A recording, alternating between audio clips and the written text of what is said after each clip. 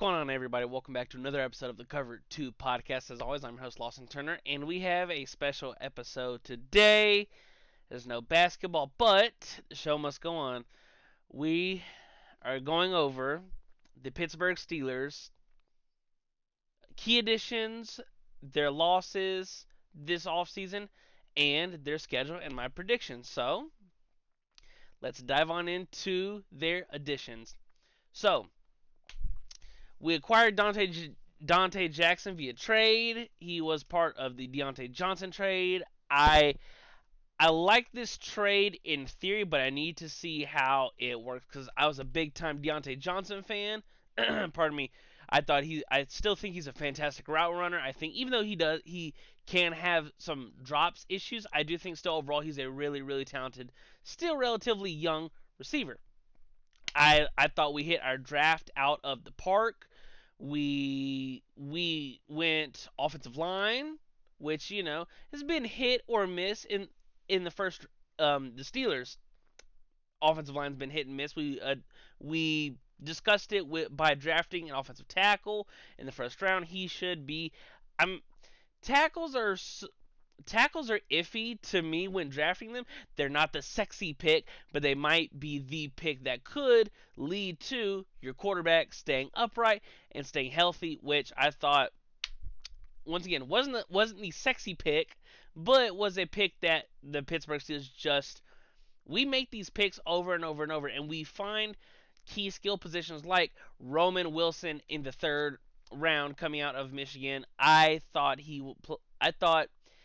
his numbers weren't, jaw dropping, oh my god, but his play on the field, his physicality, I think he's going to fit in well and grow to the wide receiver 2 spot. I think he's going to be fantastic. We addressed the offensive line again, drafting a center, which I'll get into the key losses here in a little bit as to why we drafted a center, letting ours from the previous couple years go. Peyton Wilson we took in the fourth round, which I think is a steal. I think he's fantastic. I think he could be the piece that we've been missing for a long time since Ryan Shazier got hurt. Ryan Shazier got hurt. We draft Devin Bush. His rookie year, he's fantastic. Then he blows out his knee, and he's just never the same. Peyton Wilson is a 3-down linebacker. He's good. He's good in the run game. He's good in the pass game, and I think he's going to be a fantastic piece for the Steelers defense. Now let's get to the offensive side of the ball before going back to the defensive side for the last couple. Van Jefferson, good slot receiver. Once again, is it a sexy name? No, it's not. I don't think so. But he is a move the chains guy. He's someone that whoever a quarterback is under center, which we'll get to later, I think that he's going to be a fantastic key spot. I could see him playing like the Allen Robinson role that Allen Robinson played for us last season. A move the chains guy, work the middle guy, and I think he's going to fit in nicely. And for $1.29 million over just next year, you're not tied to him long term. Same with Scotty Miller. What is Scotty Miller? He's a burner. He's a go that way as fast as you can and throw it to him. He is he's not the biggest at 5'10", but he can move. He eats up separation so fast. Now he's not a every down receiver, but the Steelers don't need him to be because we have our 1 to 2 receivers and the rest are by rotation. And I think Scotty Miller can fit in. Excuse me. Oh, there it is. Excuse me. I think he can fit into the backup slot receiver role well, and an occasional deep ball being thrown his way. Deshaun Elliott, I thought, was a sensational signing as well in free agency. Signing him to a 2-year, $6 million deal. I thought that he is what a Steeler defender, especially DB, looks like. Tall enough in the secondary, fast enough. He's a thumper. He's looking for the ball. He's looking to force turnovers, and I cannot wait to see what he looks like in the black and gold when the season kicks off.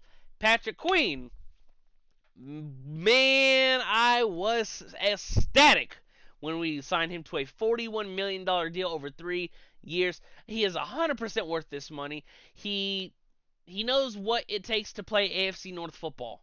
He's coming from the Ravens, in which we don't like them, they don't like us, but we respect the Ravens, and he respected the Steelers enough to not hold the bad blood and say, you know what, I want to go win and I want to go play for the black and gold. And him and Peyton Wilson, I think, is going to be awesome. They're going to be flying around everywhere, sideline to sideline. Woo! I can't wait. I'm getting so excited thinking about it. Then we traded for Justin Fields, who I wanted over Russell Wilson, but we got them both. We got both of them. Now we declined Fields' fifth-year option for 25-ish million bucks, which I'm a fan of due to this is kind of a let's see who wins the job. And we signed Russell Wilson for what if Justin isn't ready, but what if it takes some time to adjust? Because we're bringing in a new offensive coordinator, Arthur Smith, and Russell Wilson is a good veteran to learn behind just in case Fields wins. Fields has to sit. If Fields has to sit, he can now his mentality that he's said in interviews, through OTAs and what's happened thus far in. I don't think training camp started. I think that they're just on OTAs. But his mentality, it's not to sit. He wants the job. He wants to start, and he wants to get on the field as fast as possible. But once again, if you could get Russell Wilson for 1.2 million for 1 year, you do that deal in a heartbeat. And Justin Fields, the salary cap hit is only 3.23 million just for this year. And then if the Steelers re-sign him, I want us to re-sign Justin Fields, assuming he looks well on the field. If he looks good on the field, then lock him up long term. And then we get to Arthur Smith. I thought Arthur Smith was a fantastic hire. I thought he did a fantastic job in Tennessee. Some people aren't built to be head coaches, as we saw him in Atlanta. He did a piss poor job, but there is not as much pressure on him being an offensive coordinator as there was being a head coach. Just worry about your side of the ball. Now, let us go to key losses. We released Mason Cole. I wasn't a fan of Mason Cole due to I felt like there were so many times where when we had, Pickett, Rudolph, Trubisky, there was so many times where he'd snap the ball and there's a 300-pound D lineman in my quarterback's grill. And I felt like he got pushed back way too far. I didn't think he used his hands as effectively as some other top-tier centers. Now, do I think Mason Cole's a top-tier center? No. But it could have been a hell of a lot better than the job he did. We released Mitchell Trubisky to free up room for, our current two quarterbacks. We released Pat Pete. Now, there are reports that he wants to come back and play for the Steelers, but I wonder what role would it be. Because we saw him towards the end of the year start to play in the free safety spot, which is fine because at this stage in Pat Pete's career, he's not a solo side corner where it's I got this side and whatever and I don't need help.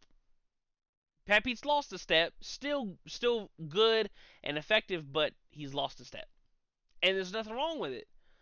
But if he's willing to come back, take a little bit less money, play that free safety role, I'm sure him and the Steelers could work something out. We released Presley Harvin and there were so many times where it was either a muff. Now he's a very big boomer bust punter. He'll either launch it or shank it, and there's literally no in between. Either he'll launch it, 58 plus yards down the field, or like I said, it could go 30, and then you're like, well, damn, now our defense is getting a shorter field to work with. We released our offensive tackle Chuck Okorafor. I thought he's a middle. I feel like this was a salary cap cut and a performance cut, but more salary than performance, because I didn't think he played bad. I felt through his time with the Steelers, was he the best? Absolutely not. But he did show flashes to me where, okay, give him a couple more years to maybe maybe get it right, but that just wasn't meant to be. We released Allen Robinson. That was it wasn't a shock to me because he's getting up there in age, and if you can get Van Jefferson for the money you did, then there's no reason to have 8 receivers on the roster.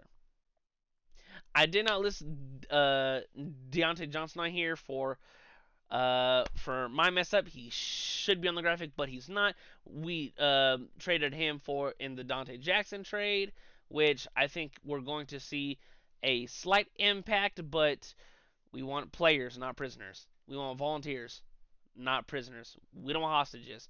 If you think that grass is greener on the other side, by all means. And I hope Deontay Johnson has a fantastic year. I hope all these guys that we released or traded, I hope they have fantastic years next year. Just not on my team. Because sometimes it's just that is the way the cookie crumbles. Now, let's get into the schedule. I don't know who when the schedule first came out a couple weeks ago, as you see where I have us finishing and what our record being, but before we go into every individual game, the back half of our schedule is hell, and I don't know who put this together or who thought it would be a great idea, but 6 of our last 8 games are AFC North games. Like, what the hell is this? Granted, we have so much room in the front end to stack wins. But the thing is, if we start out slow, I don't see that. I see us going, starting at 4-0, as you can see on the screen. There's no reason for the last month and a half of the regular season, start Baltimore, Cleveland, Cincy, Cleveland, Philly, Baltimore, Kansas City, Cincy. Like, it's a damn gauntlet. We got no schedule breaks, which, that's great. But the only good thing, and I have to look at glass half full and not glass half empty, there is plenty of room early to stack wins and get confidence under this new team, under, new offensive coordinator Arthur Smith and whoever's going to be under center.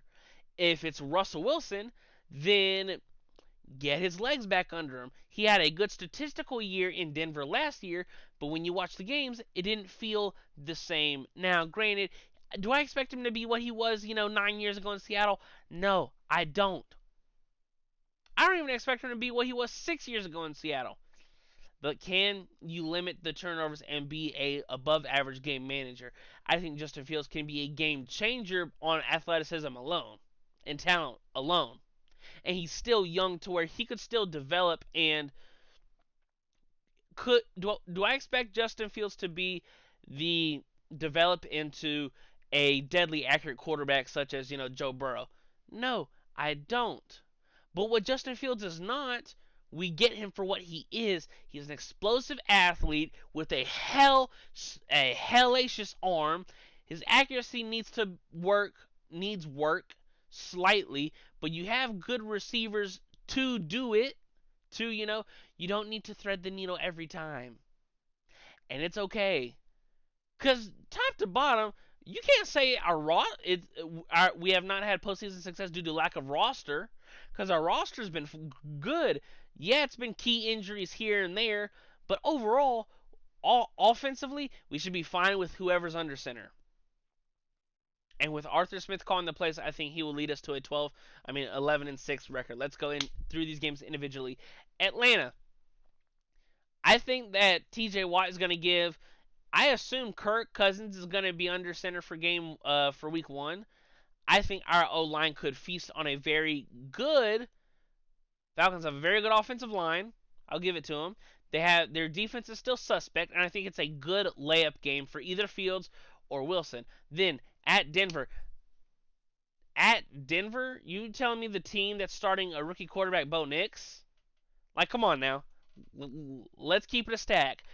I don't see us going to Denver and losing to Bo Nix. Now, it's Sean Payton, so he's going to have, a couple gadget plays, and he's going to simplify the game for Bo Nix like he probably will all season long. But I still expect us to go into Denver and Win. The Chargers, this game is going to be fun as hell to watch. Like, Harbaugh, Herbert. But the thing is, for me, who's Herbert throwing to? That's the biggest thing for me is who's Herbert throwing to, and as good of an offensive line as they now have after drafting Joe Alt in the first round, I don't know if they're ready for for TJ and Cam and Alex Highsmith. Um, that game should be fun. That was one of the tougher ones that I was on the fence about, but I gave us the dub because home opener. Like that place is going to be rocking, especially if we start at 2-0. Place is going to be rocking. Going to Indy for week 4. Anthony Richardson, I can't wait for this game either. I think that he has potential to be a star and a really good quarterback in the NFL, but second second year starting, I understand he missed a hell of a lot of time last year, but this is going into Indy and beating the Colts. Cowboys at home. It's tough because Dallas in the regular season is a really, really good team. Now, I don't know how they're going to look this year due to them bringing back Zeke and having essentially no running game, but I still think that for as many question marks as we have in Dallas, I still think they're going to be a good regular season team. Over the past 3 years, they've been an outstanding regular season team. You know, and you have Mike McCarthy, Dak, CeeDee Lamb. They're good in key spots. Dak, good quarterback. CeeDee Lamb, good receiver. Micah Parsons, good edge rusher. Trayvon Diggs, good corner. Deron Bland, other good corner. So they have good players in key spots, and it shit. I wouldn't be surprised if we won this game flat out. But I don't. It's gonna be. I think that's the game where there's a little bit of a hiccup. Now we do have 3 semi-easy games to bounce back on in Vegas, then Jets and Giants at home. We should win at least 2 out of those 3, if not all 3. The only tough one would be the Jets, and we haven't seen them with Aaron Rodgers for a full season. That game should be awesome to watch. Then we have a bye week in week 9. I'm happy that our bye week wasn't early. It wasn't late. It was slap dab in the middle. We love that. Then we come from the bye to Washington. Jaden Daniels. I think that once again, all these rookies have potential to be stars in the system that drafted them. And I just don't think that the Commanders have much more to. I think this will be the year for growing pains for Washington. Assuming Jaden Daniels can be subpar, I think this is a year that we're going to see the rookie growing pains. Not that him or the team will struggle long term, because I do think they have 2 outstanding receivers in Scary Terry McLaurin and who's that other kid? I'm blanking hard.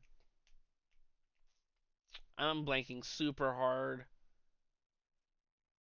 I'm drawing so many blanks. God, it's gonna irk me. Hold on. I'm getting Commanders. I'm drawing so many blanks. Curtis Samuel. I think Curtis Samuel is a really good receiver. I don't know why I was drawing so many blanks, but let's move on to the hell stretch. I think we split with the Ravens. I think we split with the entire division. It's just hell that we get it this late in the year. Like, host Baltimore, I think we win. At Baltimore, I think we lose in week 16. Now, Lamar hasn't beaten the Steelers since Duck Hodges was our quarterback, but who knows? I'm giving the Ravens the benefit of the doubt that they're coming into this year pissed off, and with the addition of Derrick Henry, that they're going to be not better than what they were last year, but they're going to be a tick underneath, which is still a really, really fantastic football team. That's why I have a splitting. Uh, at the Browns, they're the Browns. Would I be shocked if we got both games? No, but giving Deshaun Watson the benefit of the doubt, I'll tip my cap when he plays his good games, and I think we'll split overall with the entire division. I think we'll win the home games and lose the road games. Now, at Philly is going to be tough. I think talent wise, Philly is more talented than us. But with the loss of Jason Kelsey, it's going to be interesting to see how they bounce back in the center position, which is very important when it comes to the offensive line. I could see us winning the game, but I have us losing in my predictions. And Kansas City on Christmas, it we don't have Patrick Mahomes and they do. That's about all I have. Well, that's all I have for you guys for this entire video. I know it's a little bit longer. Thank you guys so much for watching as always. For the Cover 2 podcast, I'm Lawson Turner, and I will talk to you guys in the next one. Peace.